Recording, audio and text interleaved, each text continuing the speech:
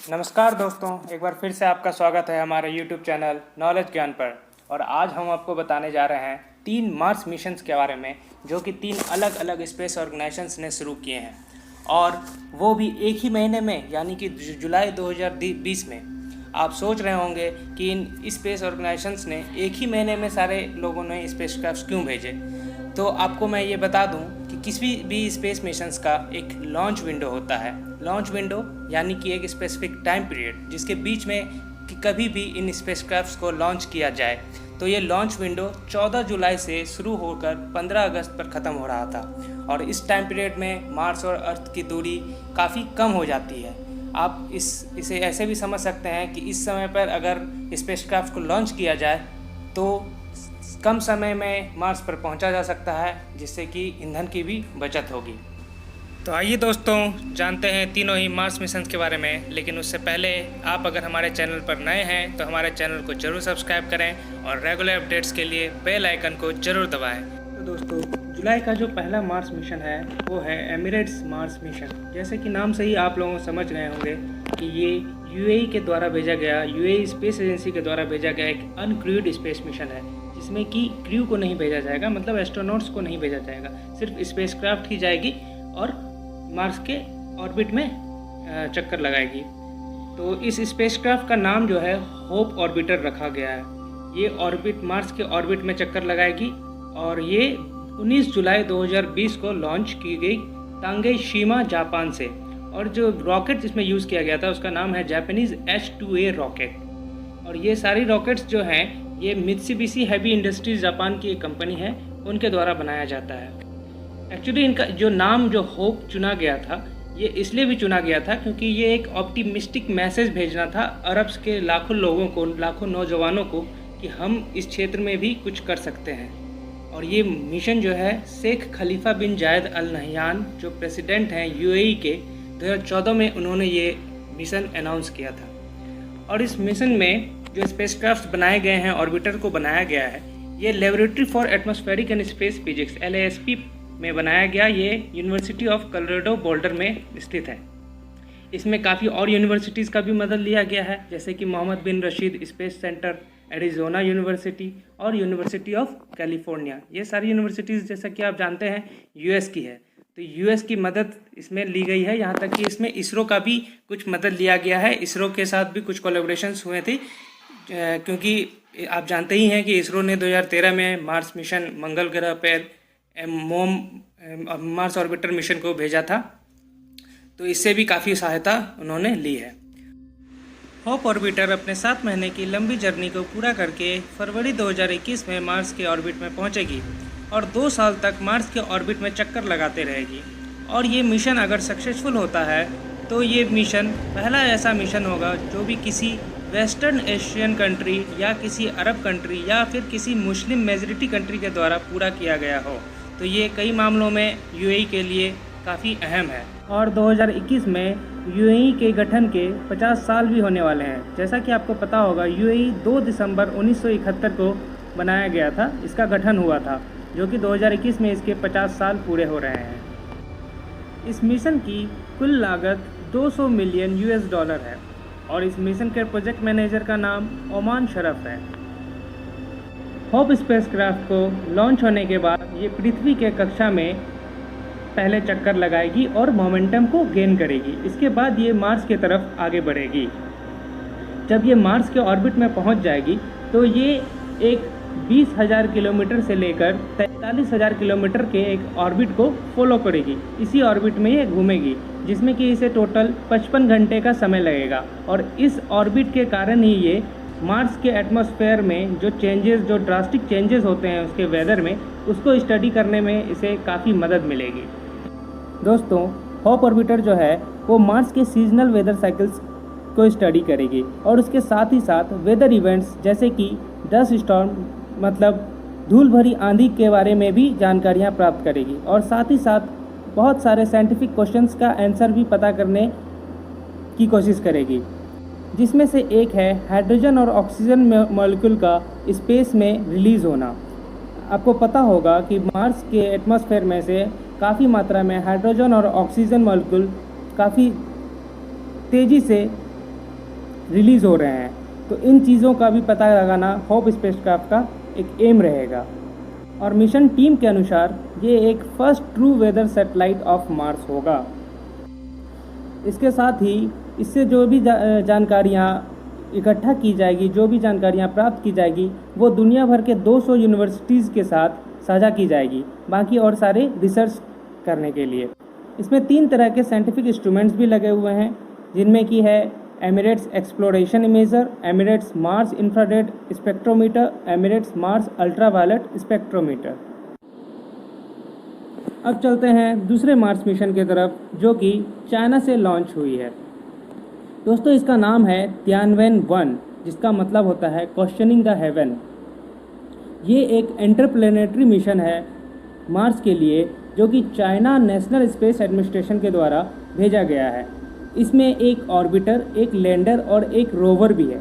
जैसा कि आप पिछले मिशन में जान रहे थे, उसमें एक सिर्फ ऑर्बिटर ही भेजा गया है, लेकिन चाइना ने एक ऑर्बिटर, एक लैंडर और एक रोवर भी भेजा है।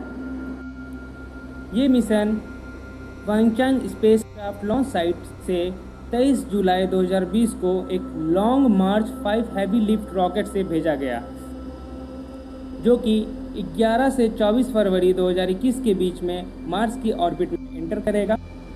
और इसकी लैंडर मार्शियन सरफेस को 23 अप्रैल 2021 को टच करेगी, जिसका नाम है उटोपिया प्लेनेशिया।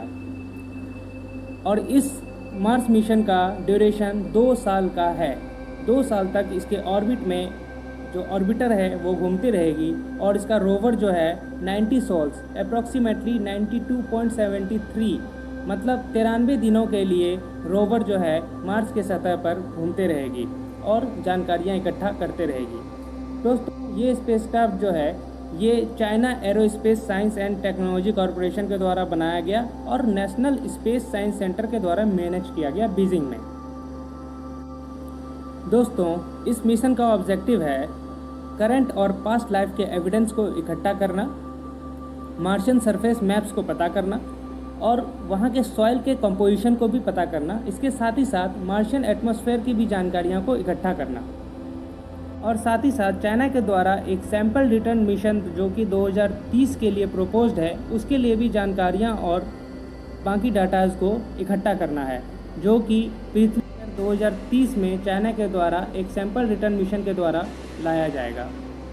इसमें जो साइंटिफिक और इंस्ट्रूमेंट्स लगे हुए हैं, जैसे कि इस ऑर्बिटर में 7 इंस्ट्रूमेंट्स को लगाया गया है, जिसमें एक है मीडियम रेजोल्यूशन कैमरा, फिर है हाई रेजोल्यूशन कैमरा, फिर है मार्स मैग्नेटोमीटर और साथ ही साथ Mars mineralogy spectrometer, orbiter surface radar, Mars ion and neutral particle analyser, Mars energetic particle analyser. और रोवर में 6 तरह की इंस्ट्रूमेंट्स को लगाया गया है, जिनका नाम है ground penetrating radar, Mars surface magnetic field detector, Mars meteorological measurement instrument, Mars surface compound detector और मल्टी स्पेक्ट्रम कैमरा और नेविगेशन एंड टोपोग्राफी कैमरा। अब देखते हैं दोस्तों तीसरे मिशन को, जो कि है नासाज मार्स 2020। नासा का जो मार्स 2020 मार्स मिशन है, ये नासा का मार्स एक्सप्लोरेशन प्रोग्राम का एक हिस्सा है, जिसमें कि एक परसिवेरेंस रोवर को भेजा जा रहा है और एक इंजीनियरिटी हेलीकॉप्टर भी साथ में भेजा जा रहा है। ये एक हेलीकॉप्टर ड्रोन है और इस मिशन को 30 जुलाई 2020 को लॉन्च किया गया था, जिसमें कि एटलस 5541 रॉकेट का इस्तेमाल किया गया था। और ये मिशन कैप कैनरेवल फ्लोरिडा से लॉन्च किया गया। ये मिशन में जो एक ऑर्बिटर को नहीं भेजा गया है, सिर्फ रोवर को और उसके साथ में एक हेलीकॉप्टर को भेजा गया है। और ये मिशन में रोवर जो लैंड करेगी वो एक जेजेरो क्रेटर पर लैंड करेगी 18 फरवरी 2021 में। इसका भी ड्यूरेशन 6.5 मंथ का है और इसका जो सरफेस मिशन है ये लगभग 687 अर्थ डेज का है, जिसको आप 1 मार्स ईयर भी बोल सकते हैं। इस मिशन को अनाउंस किया गया था नासा के द्वारा 4 दिसंबर 2012 को सैन फ्रांसिस्को में। और ये रोवर मिशन जो है इसका टोटल एस्टिमेशन कॉस्ट है $2.1 बिलियन। इसमें जो रोवर लगा हुआ है जिसका नाम परसिवेरेंस है, वो एक कार साइज़ का है रोबोट है, जो कि नासा का पिछला मार्स मिशन जो था क्यूरियोसिटी 2012 में जिसको भेजा गया था उससे ही मिलता जुलता है। परसिवरेंस को एक जेज़रो क्रेटर, जैसे कि मैंने बताया आपको, जेज़रो क्रेटर की तरफ भेजा गया है। इससे पहले क्यूरियोसिटी को जो डिज़ाइन किया गया था ये मार्स पर हैबिटेबल इन्वायरमेंट्स को पता करने के लिए डिज़ाइन किया गया था और जिसने एक फ्रेश वाटर लेक के होने की जानकारी दी है। और परसिवरेंस जो है उसी का एक नेक्स्ट स्टेप है जिसमें कि ये पता करना है कि वहाँ पर कभी भी कोई जीवन थी या नहीं। इसके साथ ही इंजेन्युइटी एक 4 पाउंड के हेलीकॉप्टर को भी भेजा गया है जो कि एक टेक्नोलॉजी एक्सपेरिमेंट है। मतलब अगर ये सक्सेसफुल रहता है तो ये फर्स्ट पावर्ड फ्लाइट रहेगा किसी दूसरे प्लेनेट पे। इसको जो है 2400 रेवोल्यूशंस पर मिनट की रोटर को स्पिन करने के लिए बनाया गया है, जिससे कि ये मार्स के थिन एटमॉस्फेयर में भी उड़ान भर पाएगी। और ये मिशन जो है दोस्तों आगे के फ्यूचर एस्ट्रोनॉट्स को काफ़ी मदद देगी, क्योंकि जो परसिवरेंस रोवर है वहाँ पे काफ़ी तरह के एक्सपेरिमेंट्स को परफॉर्म करेंगे, जिसमें से एक एक्सपेरिमेंट है Mars oxygen in situ resource utilisation experiment, जिसको मॉक्सी के नाम से भी जाना जाता है। इस एक्सपेरिमेंट में वहाँ पे मौजूद कार्बन डाइऑक्साइड मॉलिक्यूल्स पर एक्सपेरिमेंट करके उसे ऑक्सीजन और कार्बन मोनोऑक्साइड में बदला जाएगा। वैसे तो ये ऑक्सीजन जो पैदा होगी ये काफ़ी कम मात्रा में होगी, लेकिन अगर ये आइडिया वर्क करता है तो नासा के द्वारा, साइंटिस्ट के द्वारा ये बताया गया है तो इसे आगे चल के काफ़ी बड़े मात्रा में बनाया जाएगा, और ताकि इसे रॉकेट में फिल किया जा सके और वहाँ से एस्ट्रोनॉट्स को मार्स पर से वापस अपने घर धरती पर लाया जा सके। दोस्तों आज के वीडियो में बस इतना ही, और मार्स मिशन 2020 का करंट अफेयर्स का PDF मैंने इस वीडियो के डिस्क्रिप्शन में डाल दिया है, वहां से आप डाउनलोड कर सकते हैं। और ये वीडियो आपको अच्छा लगा हो तो लाइक करें, शेयर करें, चैनल पर नए हैं तो सब्सक्राइब करें। जल्दी ही मिलते हैं नए वीडियो के साथ।